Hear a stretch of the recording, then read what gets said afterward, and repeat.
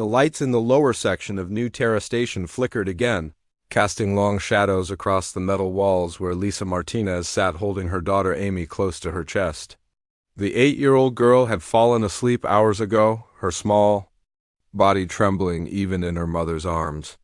Lisa could feel how light Amy had become over the past weeks, how her clothes hung loose on her tiny frame. The hunger was eating away at both of them, but Lisa made sure Amy got most of whatever food they could find. 3 months had passed since their transport ship broke down near this mining station on the edge of human space. 3 months of watching their credits disappear, of begging for work that never came, of sleeping in the station's cheapest quarters that smelled of rust and desperation. Lisa had been an engineer once, back when she had a life that made sense. She had worked on colony ships, designing systems that could keep thousands of people alive during the long journey between stars. That felt like a lifetime ago now, though the station master Crix had made his intentions clear that morning. The tall, gray-skinned Zephyrion had stood in their doorway with 2 of his guards, his cold yellow eyes showing no emotion as he delivered his ultimatum. Pay the rent for another month or be thrown out into the station's lower levels where the worst criminals and desperate souls gathered. Or worse, he had suggested with what might have been a smile on his alien face, they could be sold to the slave traders who frequently passed through the station. Lisa had begged for more time, had promised to find work, had even offered to clean the station's waste systems for credits. Crix had simply stared at her with those unblinking eyes before turning away. She had until tomorrow morning to find the money or make her choice about what came next. Now, as Amy slept in her arms, Lisa felt the weight of failure crushing down on her.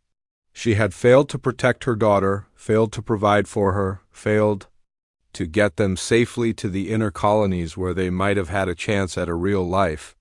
The sound of rough laughter echoed from the cantina down the corridor.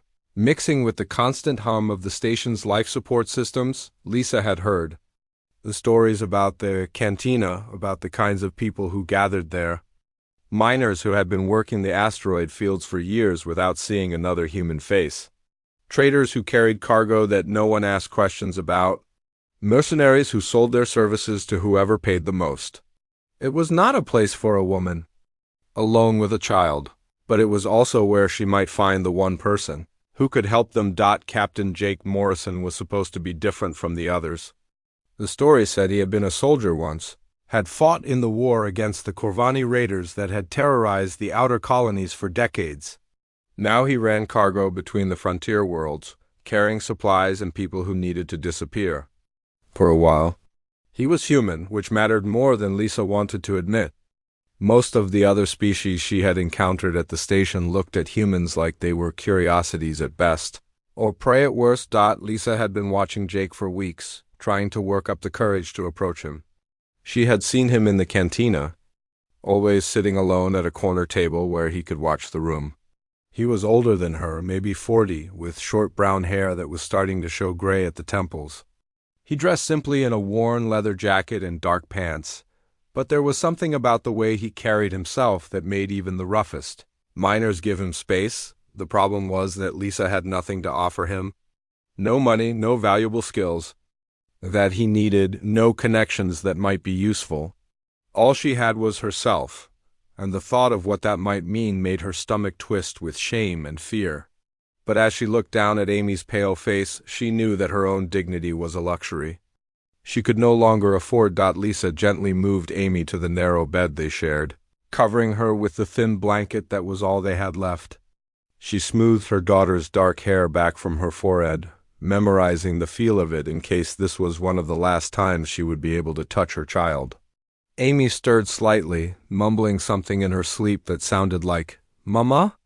And Lisa had to bite her lip to keep from crying. She stood up slowly, her legs shaking from hunger and exhaustion. The mirror on the wall showed her reflection, and Lisa barely recognized the woman looking back at her. Her long black hair hung limp around her shoulders, and her brown eyes were sunken in her face. She had lost weight too, though she tried to hide it from Amy. The clothes she wore were the same ones she had been wearing for weeks, washed in the station's public facilities when she could afford the water credits. Lisa took a deep breath and walked to the door. The corridor outside was dimly lit, with the usual mix of humans and aliens moving through the station's business.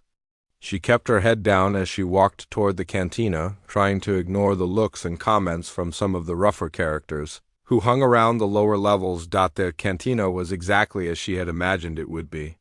Smoke from a dozen different species recreational drugs hung in the air, mixing with the smell of alcohol and unwashed bodies. The lighting was low, casting everything in a reddish glow that made everyone look dangerous. Conversations were carried on in hushed tones, and Lisa could feel eyes watching her as she stepped inside. Jake Morrison was at his usual table, a glass of something clear in front of him.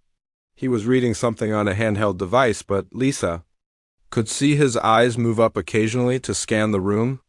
She forced herself to walk across the cantina, her heart pounding so hard she was sure everyone could hear it. When she reached his table, Jake looked up at her with calm blue eyes that seemed to see everything. He did not speak, just waited for her to say whatever had brought her to him. Lisa opened her mouth to speak, but no words came out. She tried again, her voice barely above a whisper. "Captain Morrison," she said, her hands shaking at her sides. "I need your help. I have a daughter, and we are going to be thrown out tomorrow if I cannot pay our rent. I do not have any money, but I can offer you something else. One night with me, and in return, you give me enough credits to feed my daughter and book passage to the inner colonies." Jake's expression did not change, but something shifted in his eyes. He gestured to the chair across from him, and Lisa sat down on shaking legs. For a long moment, neither of them spoke, and Lisa wondered if she had just made the biggest mistake of her life. Finally, Jake leaned forward slightly and said in a quiet voice, "Tell me your story." Lisa stared at Jake Morrison across the small table, her mind racing as she tried to understand what he had just asked. She had expected him to either accept her offer or throw her out of the cantina, but instead he wanted to hear her story. The noise of the cantina continued around them, but it felt like they were sitting in a bubble of silence. Jake's blue eyes were steady and patient, waiting for her to speak. There was no judgment in his expression, no hunger or disgust that she might have expected from other men in this place. He simply waited, and something about his calm presence made Lisa feel like she could breathe for the first time in weeks. "I was an engineer," Lisa began, her voice still shaking. "I worked on colony ships, designing the systems that keep people alive during the long jumps between stars. I had a good job, a good life. Amy's father died when she was 2, but we were doing okay. We had a home on Mars colony, and Amy was starting school." Jake nodded, encouraging her to continue. Lisa took a shaky breath and went on. 6 months ago, I got offered a job on a new colony ship heading to the Kepler system. The pay was amazing, and they said Amy and I could have quarters together. It was supposed to be a routine trip, just 3 months to get there, and then I would help set up the colony's infrastructure. Amy was excited about seeing a new world. Lisa's hands were trembling as she spoke, and she clasped them together on the table. We were 2 weeks out from Mars when the raiders hit us. Corvani raiders, a whole fleet of them. They came out of nowhere, jamming our communications and disabling our engines. The colony ship was not built for fighting. We had some escort ships, but they were outnumbered. Jake's expression darkened at the mention of the Corvani. Lisa had heard that he had fought against them during the war, and she could see the anger in his eyes. "The raiders boarded us," Lisa continued. "They were looking for slaves and valuable cargo. I managed to get Amy to one of the escape pods, but most of the other pods were destroyed as we launched. I do not know what happened to the other colonists. I do not know if anyone else made it out." She wiped her eyes with the back of her hand. "Our pod's navigation system was damaged. We drifted for weeks before we were picked up by a salvage ship. The captain was not human, and he did not care about our situation. He brought us here to New Terra Station and left us with nothing. That was 3 months ago." Jake was quiet for a long moment, studying Lisa's face. When he spoke, his voice was gentle. "You saved your daughter's life." "That took courage," Lisa shook her head. "I failed her. Look at where we are now." She is starving, and I am so desperate that I am willing to sell myself to a stranger just to keep her alive for a few more days. You are not selling yourself, Jake said firmly. You are trying to protect your child? There is a difference. Lisa looked up at him, surprised by the conviction in his voice. Does it matter? I still made the offer? Jake leaned back in his chair, his eyes never leaving her face. It matters because it tells me what kind of person you are. You are not here because you want something easy. You are here because you are out of options and you will do anything to save your daughter. That is not weakness. That is strength. Lisa felt tears starting to flow, and she quickly wiped them away. She could not afford to break down now, not when she was so close to getting what Amy needed. I have a different offer for you, Jake said suddenly. I need an engineer for my ship. My current one is retiring next month, and I have been looking for someone qualified to replace him. The job pays well, and it comes with quarters for both you and Amy. You would be part of my crew, not a passenger. Lisa stared at him, not understanding. You do not know anything about my skills. You do not know if I can do the job. You design life support systems for colony ships, Jake replied. That is more advanced than anything most engineers out here have ever worked with. And you managed to keep yourself and your daughter alive for 3 months on a station like this? That shows resourcefulness. Lisa felt a spark of hope, but she pushed it down. Why would you help us? What do you want in return? Jake's expression remained steady. I want a good engineer who can keep my ship running. I want someone I can trust to do the job right. From what you have told me, you are both. You do not even know me, Lisa protested. I know enough, Jake said. I know you put your daughter's life before your own. I know you are brave enough to approach a stranger in a place like this when you had no other choice. I know you are smart enough to survive when most people would have given up, Lisa shook her head. This does not make sense. There has to be something you want. Jake was quiet for a moment, then he said, I lost my family in the war. My wife and son were killed in a Corvani raid on the colony where they lived.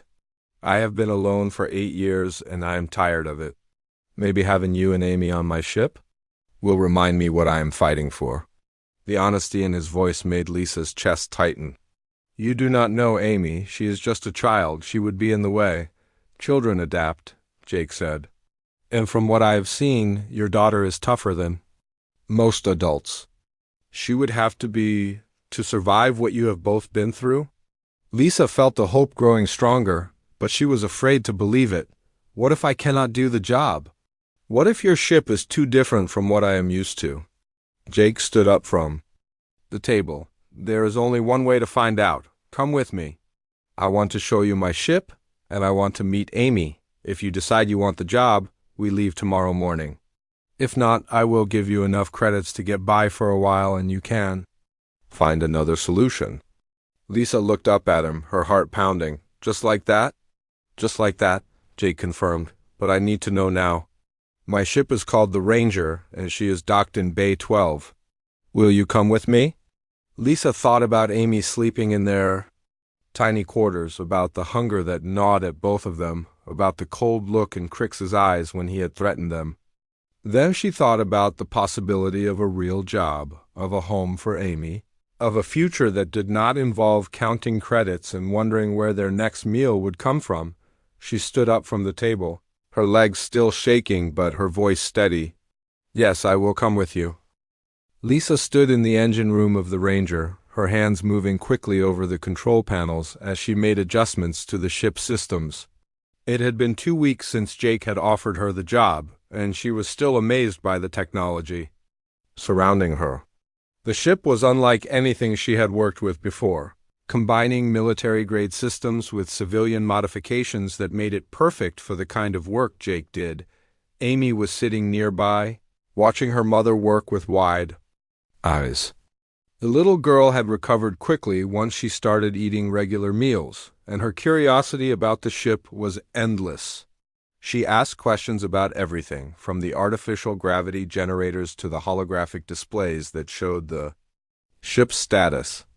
Jake had been patient with her, explaining things in simple terms that Amy could understand, The rest of the crew had been suspicious at first.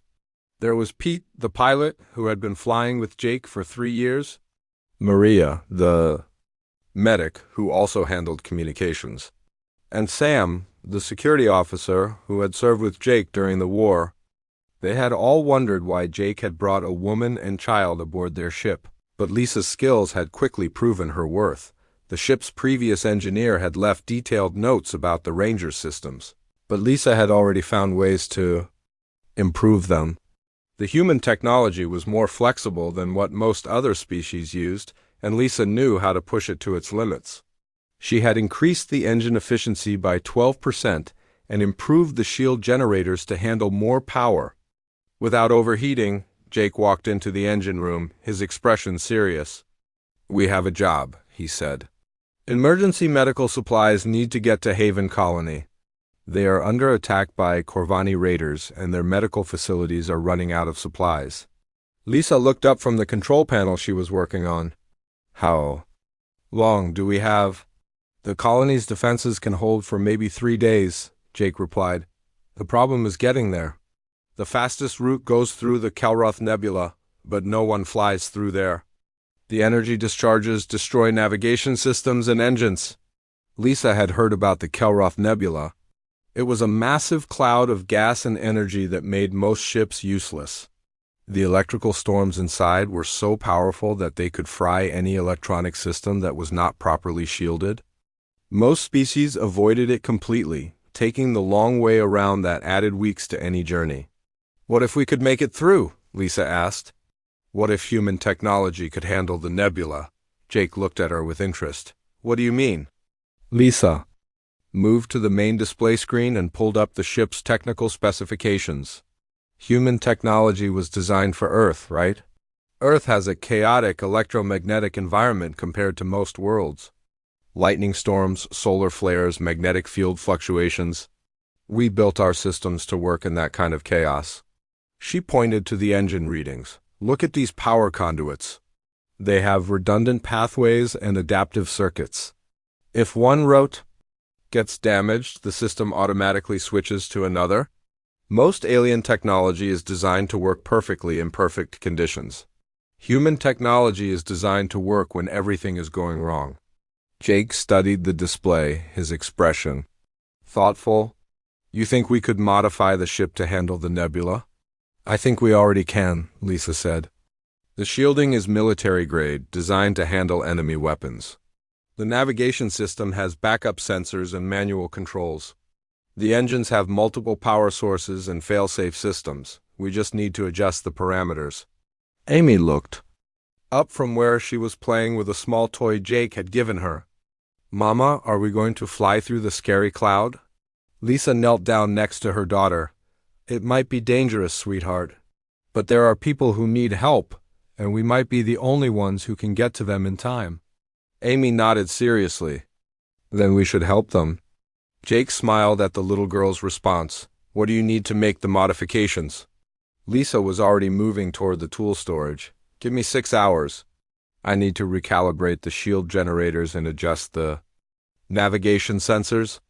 The engine modifications I already made should help with the power fluctuations." The next few hours passed quickly as Lisa worked on the ship's systems. She rerouted power conduits, adjusted sensor arrays, and programmed new response protocols. For the various systems, Jake and the crew prepared for the journey, checking their cargo of medical supplies and making sure everything was secured when they reached the edge of the Kelroth Nebula. Lisa was at the engineering station on the bridge. The view screen showed a massive wall of swirling gas and energy, with lightning storms crackling through the clouds. It was beautiful and terrifying at the same time. "All systems are ready," Lisa reported. "The modifications should allow us to navigate through the electrical interference." Jake nodded to Pete. "Take us in, but slowly. Lisa, monitor everything and let me know if anything starts to fail." The Ranger moved into the nebula, and immediately the ship began to shake as energy discharges struck the shields. Alarms started to sound as various systems reported problems, but Lisa watched her modifications work exactly as she had planned. When the primary navigation system failed, the backup sensors took over. When the main engine started to fluctuate, the secondary power systems compensated. "This is incredible," Pete said from the pilot's seat. "I can actually fly through this. The controls are responsive." Lisa smiled as she watched the engine readings. "Human technology might not be the most advanced, but it is the most adaptable. We do not build perfect systems. We build systems that can handle imperfection." The journey through the nebula took 8 hours, but the Ranger emerged on the other side with all systems functioning. They had cut weeks off their travel time, and the medical supplies would reach Haven Colony before the raiders could break through their defenses. When they arrived at the colony, they found the settlement under siege. Corvani raider ships were attacking the outer defenses, trying to break through to capture the colonists. Jake's ship, enhanced by Lisa's modifications, was faster and more maneuverable than the raider vessels. "Their technology is more advanced than ours," Jake said as they approached the battle. "But they build rigid systems that cannot adapt to unexpected situations." Lisa understood what he meant. Their ships are designed for specific combat scenarios. They cannot handle variables. The Ranger joined the battle, and Lisa's engineering improvements gave them the edge they needed. The ship's enhanced shields held against the raider weapons, while the improved engines allowed them to outmaneuver the enemy vessels. The human ship's unpredictable movements and adaptive systems confused the Corvani, who could not adjust their tactics quickly enough. The raiders were driven off, and the medical supplies were delivered to the grateful colonists. As they prepared to leave, the colony's leader approached Jake with tears in his eyes. "You saved us," he said. "How did you get here so fast?" Jake looked at Lisa, who was holding Amy in her arms. "We have the best engineer in the sector," he said, and she reminded us that sometimes the best solution is not the most advanced one. Sometimes you just need to be more flexible than your problems. Lisa felt a warmth spread through her chest. For the first time in months, she felt like she was exactly where she belonged. Lisa watched Amy through the observation window as the little girl worked with Sam on the ship's computer systems. 3 months had passed since they joined the crew of the Ranger, and Amy had grown in ways that amazed her mother every day. The pale, frightened child who had trembled in Lisa's arms on New Terra Station was gone, replaced by a confident girl who moved through the ship like she had been born among the stars. Amy had a gift for technology that even surprised Lisa. The ship's educational systems were designed for adult learners, but Amy had figured out how to use them within days. She absorbed information like a sponge, asking questions about everything from stellar navigation to quantum mechanics. Jake had started teaching her basic piloting skills, and Pete had shown her how to read star charts. "She's going to be smarter than all of us," Maria said, joining Lisa at the window. The medic had become like an aunt to Amy, always making sure the girl ate properly and got enough rest. "She was always smart," Lisa replied, "but now she has a chance to learn and grow." On Mars Colony, her teachers said she was advanced for her age, but they did not have the resources to challenge her properly. Maria nodded.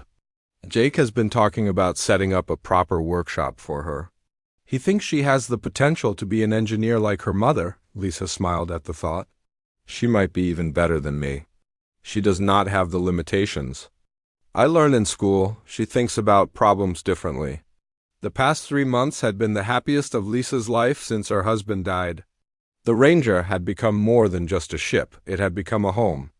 The crew had accepted Amy as part of their family, and they had accepted Lisa as more than just an employee. She had proven her worth over and over again, making improvements to the ship that gave them advantages no other vessel in the sector could match. Word had spread about the human ship and its remarkable crew. Other species sought them out not just for transportation, but for Lisa's innovative solutions to problems their own engineers could not solve. She had helped a mining operation increase their efficiency by 40% by redesigning their extraction systems. She had fixed a space station's life support system that 3 different alien engineering teams had declared impossible to repair. Each success brought more opportunities, and the Ranger's reputation grew. Jake had been able to negotiate better contracts and the crew was earning more money than they had ever seen.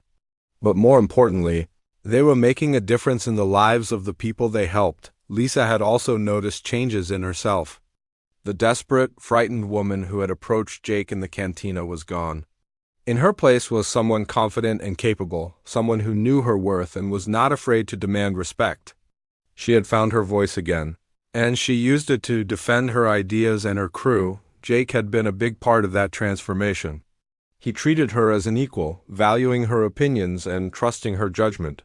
He never made her feel like she was just a woman in a man's world or like she was lucky to have a job. He made her feel like she was exactly where she belonged, doing exactly what she was meant to do. Their relationship had grown deeper over the months. What had started as professional respect had become something warmer and more meaningful. They spent their off-duty hours talking about everything from their past experiences to their hopes for the future. Lisa found herself looking forward to these conversations, and she could see the same anticipation in Jake's eyes. Amy had noticed the growing connection between her mother and Jake. The little girl had started calling him Dad without anyone asking her to, and Jake had accepted the title with a smile that reached his eyes. Lisa had been worried about how Amy would react to another man in their lives, but the transition had been natural and easy. Jake is not trying to replace Daddy, Amy had told her mother one evening as they prepared for bed. He's just making our family bigger. The wisdom in her daughter's words had brought tears to Lisa's eyes. Amy was right. Jake was not trying to replace anyone. He was adding something new to their lives, something they had not even known they were missing. The crew had also become like family. Pete had started teaching Amy card games and telling her stories about his adventures as a pilot. Maria had taken on the role of protective aunt, always making sure Amy was safe and healthy. Sam had become like a big brother, patient and gentle despite his tough exterior. Lisa had also made improvements to the ship that went beyond just mechanical systems. She had redesigned the living quarters to be more comfortable and efficient. She had upgraded the recreational facilities and improved the food preparation systems. The Ranger was no longer just a cargo ship. It was a home for 6 people who had chosen to make their lives together. Among the stars, the success of their missions had also brought them to the attention of more legitimate organizations. The Colonial Defense Force had started hiring them for sensitive missions that required both skill and discretion. Trade guilds sought their services for difficult transportation jobs. Even some planetary governments had contracted them for infrastructure projects. Lisa realized that she had found more than just a job when she joined the Ranger. She had found a purpose, a family, and a future that was brighter than anything she had imagined during those dark months on New Terra Station. The woman who had been willing to trade everything for one night to save her daughter had instead found a man who offered them both a home among the infinite possibilities of space. One evening, as they sat in the ship's common area after dinner, Amy looked up from the technical manual she was reading. "Mama, are we going to stay on this ship forever?" Lisa looked at Jake, who was sitting across from her with a smile on his face. "Would you like that, sweetheart?" Amy nodded enthusiastically. "This is the best home we have ever had. And Jake is the best dad I could ask for." Jake reached over and ruffled Amy's hair. "Well, I guess that settles it then. The Ranger is our home, and we are a family." Lisa felt her heart swell with happiness. She had thought she was making a desperate bargain to save her daughter, but she had actually found something much more valuable. She had found love, security, and a future full of possibilities. The stars were calling to them, and they would answer that call together. The alarm on the Ranger's bridge screamed through the ship, waking everyone from their sleep. Lisa rushed to the engineering station while Jake took his position at the command chair. Amy, now 11 years old and tall for her age, quickly moved to the communications console where she had been learning to help Maria. "What do we have?" Jake asked as the crew assembled on the bridge. Pete's hands flew over the navigation controls as he read the incoming data. Multiple distress signals from across the sector. Ships are being destroyed. Stations are going dark. Something is moving through space, and it is killing everything in its path. Lisa pulled up the sensor readings on her console. The energy signatures are unlike anything I have ever seen. Whatever this is, it is not using technology from any species we know. Jake's expression was grim as he studied the tactical display. How long before it reaches us?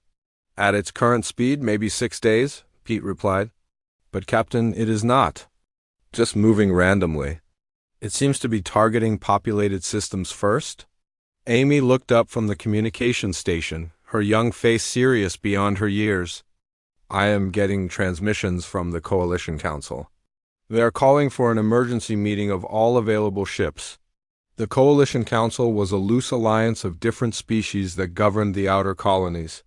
They rarely agreed on anything, but if they were calling for help, the situation had to be desperate. Jake made his decision quickly. Set course for Coalition Station?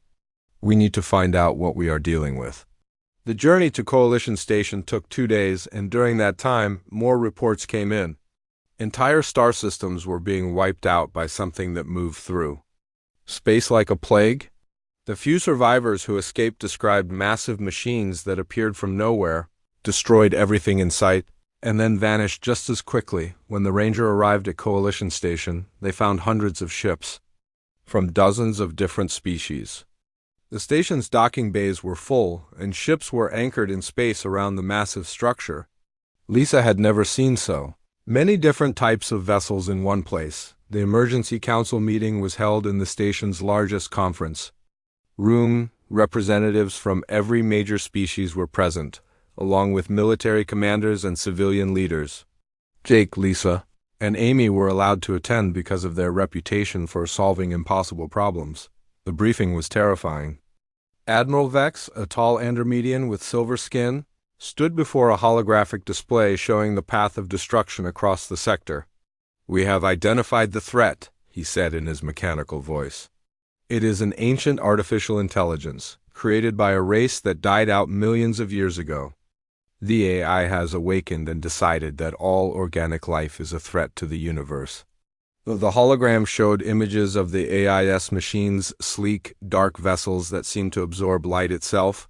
They moved with perfect coordination, their attacks precise and devastating. No ship that had faced them directly had survived to report back. How do we fight something like that? Asked Captain Zorth, a reptilian saurian who commanded one of the largest fleets in the Coalition. Admiral Vex's expression was bleak. We have tried everything. Our most advanced weapons do no damage. Our fastest ships cannot escape. The AI adapts to every strategy we use against it. It learns from each encounter and becomes stronger. Lisa listened to the discussion with growing understanding.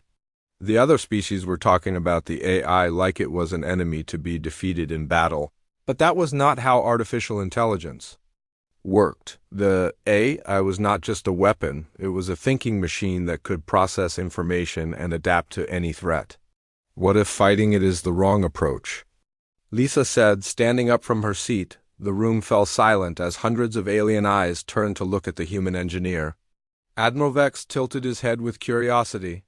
Explain, he said. Lisa moved to the front of the room, her mind racing as she thought about the problem. You said the AI adapts to every strategy you use against it. That means it thinks logically, it processes information, and it responds to threats in predictable ways. But what if we do not act like a threat? The AI is destroying all organic life, Captain Zorth objected. How can we not be a threat to it? What if we confuse it instead of fighting it? Lisa continued. What if we use technology that does not make sense to a logical mind? Jake was watching her with pride as she worked through the problem. Amy was taking notes on her handheld device, following her mother's reasoning.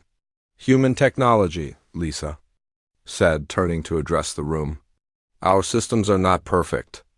They have redundancies, inefficiencies, and backup systems that do not make logical sense. We build things that work even when they should not work. Admiral Vex leaned forward with interest. Continue. The AI expects logical responses to logical problems. It can adapt to any systematic approach because it understands systematic thinking. But human technology was not built systematically. It was built by people who made mistakes, added features they thought they might need, and created workarounds for problems they could not solve properly. Lisa pulled up a display of the Ranger systems. Look at our ship. We have 3 different navigation systems that do not talk to each other properly. Our engines have backup power sources that were added because the original design was not reliable. Our shields use frequency modulation that changes randomly because human engineers could not agree on the best approach. You want to use chaos against order, Jake said, understanding where she was going. Exactly, Lisa replied. I can handle any logical threat, but it cannot adapt to complete randomness. If we take a ship directly into its central system and introduce pure chaos into its perfect logical structure, it might not be able to process the contradiction. The room erupted in discussion as the various species debated Lisa's proposal. Some thought it was brilliant, others thought it was suicide. But Admiral Vex was studying the technical data that Lisa had provided. This could work, he said finally. But it would require a ship that could survive long enough to reach the S-core systems. Most of our vessels would be destroyed before they got close. Jake stood up beside Lisa. The Ranger can do it. Lisa's modifications have made our ship unlike anything else in space. We are fast, adaptable, and unpredictable. Amy looked up from her notes. I have been analyzing the AIS attack patterns. There are gaps in its defense grid, places where a small, fast ship might be able to get through. Admiral Vex looked at the young girl with surprise. You understood the tactical data? Amy nodded. I've been studying military strategy and computer systems. The AIS defenses are perfect, but perfection has patterns. If we approach from an angle that does not make tactical sense, we might be able to slip through. The plan was dangerous and probably impossible, but it was their only hope. The Ranger would approach the AIS main system using Lisa's chaos technology and Amy's tactical analysis. If they succeeded, they would save billions of lives. If they failed, they would die together as a family. Lisa looked at Jake and Amy, seeing the determination in their eyes. 3 years ago, she had been willing to trade everything for one night to save her daughter. Now she was willing to risk everything to save the universe. But she would not be doing it alone. She would be doing it with the family she had found. Among the stars, the Ranger launched toward its destiny, carrying hope in the form of human ingenuity, love, and the unbreakable bonds that held them together. Whatever happened next, they would face it as one.